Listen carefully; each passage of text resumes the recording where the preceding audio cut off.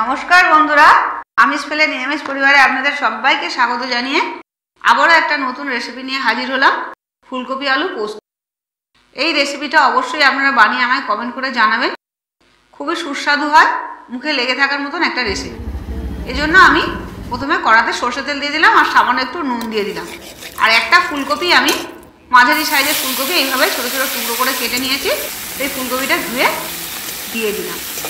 তেলের মধ্যে দিয়ে একটু হালকা করে ভেজে নেব।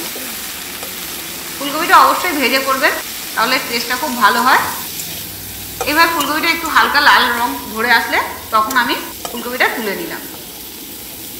এবার ওই তেলের মধ্যে আরও 1 চামচ মতন তেল দিয়ে ডুমো ডুমো করে কেটে রাখা খোসা ছাড়িয়ে কেটে রাখা আলুটা দিয়ে দিলাম।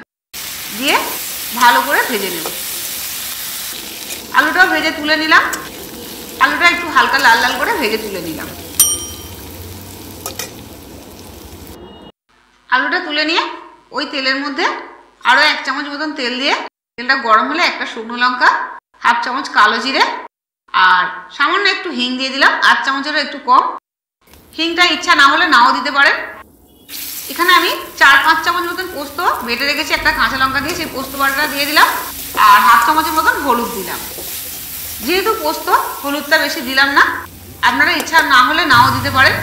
1/2 চামচের মতন কাশ্মীরি লঙ্কা গুঁড়ো দিয়ে দিলাম। যেহেতু লঙ্কা গুঁড়োটা শুকনো আছে ওই জন্য একটু জল দিয়ে ভালো করে মশলাটা কষিয়ে নেব।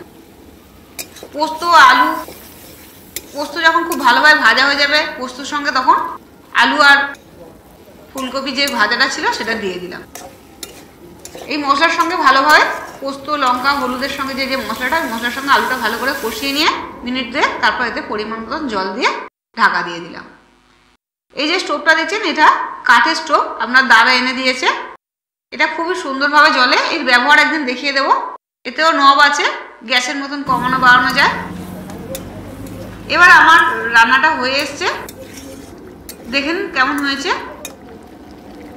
আরও একটু জলটা শুকনো করে নিয়ে তারপর তুলব। সেদ্ধ হতে একটু বাকি আছে। আরও ঢাকা দিয়ে মিনিট 5 পরে ঢাকাটা খুলে দেব।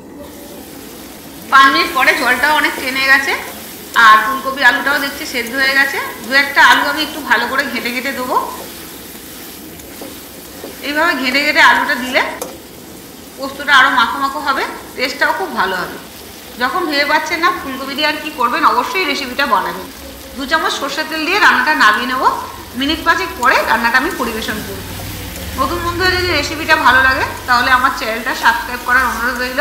আর পুরনো বন্ধুদের অসংখ্য ধন্যবাদ আমার পাশে থেকে আমাকে সাপোর্ট করার জন্য।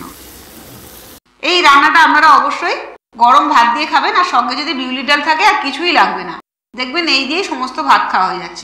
নিরামিষ দিনে অবশ্যই একবার এই রেসিপিটা বানাবেন আর আমাকে কমেন্ট করে জানাবেন। ভালো লাগলে লাইক শেয়ার করবেন।